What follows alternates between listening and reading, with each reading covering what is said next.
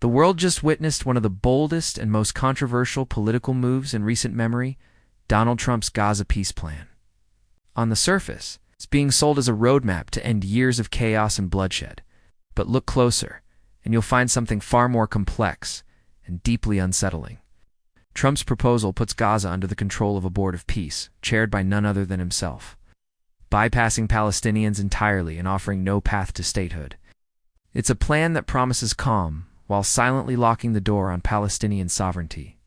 And as Israeli Prime Minister Benjamin Netanyahu openly vows never to fully withdraw from Gaza, the question now looms larger than ever: is this really a peace plan, or a political illusion cementing permanent control?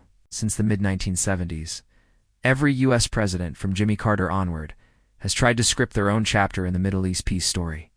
Some came with treaties, others with frameworks or diplomatic summits, but none perhaps have been as bluntly one-sided as Trump's. His plan, if it can even be called that, reads like a list of political talking points rather than a roadmap to peace. It references no UN resolutions, no international laws, and no historical agreements. It's 20 bullet points, vague, sweeping, and shockingly detached from the decades of struggle that have defined this conflict. Among its demands, one stands out. Hamas must accept the deal within 72 hours or face what Trump calls a green light for Israel to decimate Gaza. For a region already enduring the unbearable, the message couldn't be clearer. This isn't negotiation, it's coercion. It's a countdown to destruction disguised as diplomacy. But this proposal doesn't exist in isolation. It's built on a pattern. Every peace plan since the 1970s has placed Israel in the driver's seat and the Palestinians in the passenger seat, blindfolded. Trump's version simply takes that imbalance to its extreme. It declares that Israel alone will decide when, or even if, to withdraw, depending on its assessment of whether Hamas has been disarmed. But here's the catch. How can one ever prove that Hamas has fully disarmed? Israel doesn't need evidence. It only needs to say it hasn't happened. Shh. And just like that, the promise of withdrawal dissolves into a mirage. Even the humanitarian clauses in the plan come with strings attached. On paper, it allows organizations to deliver aid into Gaza. But buried in the fine print is a fatal qualifier: only those deemed impartial. Israel has long branded UNRWA, the United Nations Relief and Works Agency, as a Hamas front, effectively barring one of the few institutions capable of providing large-scale relief. It's a masterstroke of political wording, appearing benevolent, but engineered to control every flow of food, fuel, and medicine entering Gaza. The truth is, Israel holds the power to stop or start the suffering at will, and the world time and again watches in silence. The genocide allegations now raised by the UN Commission of Inquiry aren't theoretical. They are grounded in months of documented intent. From the very day after the October 7th attacks, Israeli officials openly declared their objective: to reduce Gaza to rubble. And they have done exactly that. Entire neighborhoods erased, hospitals turned to dust. Civilians, men, women, children, stripped of identity, labeled as Hamas, and marked for elimination. This is not the chaos of war, it's the clarity of design. Every bomb dropped, every restriction imposed, is part of a deliberate strategy, a slow-motion erasure of Gaza itself. Israel's goal, as many analysts now conclude, isn't merely to defeat Hamas, but to make Gaza uninhabitable, to drive its people out by force or despair. Genocide is the method. Ethnic cleansing is the endgame. Yet for Israel, October 7th was not just a tragedy, it was an opportunity. A moment to reshape the narrative, to justify the final solution to the Palestinian question that has haunted their politics for generations. For decades, Israel has sought the chance to erase Gaza from the map without global backlash. Now, with Western media focused on hostages and terrorism, it has the perfect pretext. Meanwhile, the international community clings to illusions. Trump's plan, far from ending the bloodshed, simply rebrands it. It creates a power structure where Trump, not the United Nations, not regional stakeholders, becomes the arbiter of Palestinian destiny. It's a breathtaking display of American exceptionalism dressed in the language of peace. But what does this mean for the Palestinians trapped under siege? For 2 years, Gaza has been starved, bombed, and isolated. Nearly 95% of homes lie in ruins.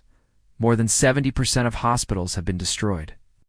And as of today, at least a quarter of Gaza's remaining population is living under famine conditions.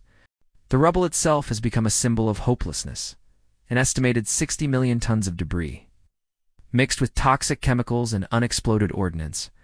Experts say it could take until 2050 to clear it all. That is, if anyone is left alive to do it. Trump's plan claims, "We want the people of Gaza to stay, but where? What land? Under whose control?" Gaza today is not a state, it's a graveyard, or a wasteland created by systematic bombardment. And for Israel, this is not collateral damage, it's the objective.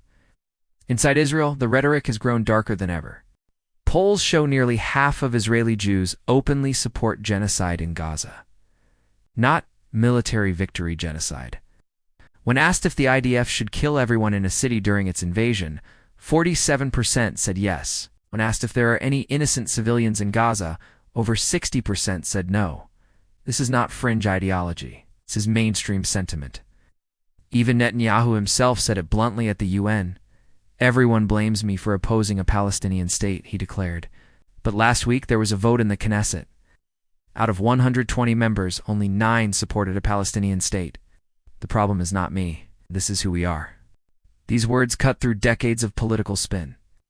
The issue isn't Netanyahu. An entire national mindset, a collective belief that Gaza's destruction is both justified and necessary. And yet, even as Israel's campaign escalates, the world's response remains paralyzed. Western powers continue to preach about de-escalation while sending weapons. Arab states, once united under a banner of resistance, are now fractured and hesitant. Saudi Arabia, once poised to join the Abraham Accords, is rethinking its alignment after witnessing Israel's brazen disregard for sovereignty, striking targets in Syria, Iraq, Yemen, and even Qatar.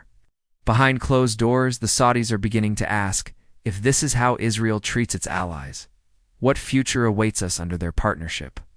Trump's rare call for Netanyahu to apologize after the Doha strike was on T about morality. It was about optics. The U.S. can't afford to lose Saudi Arabia, its crown jewel in the Middle East.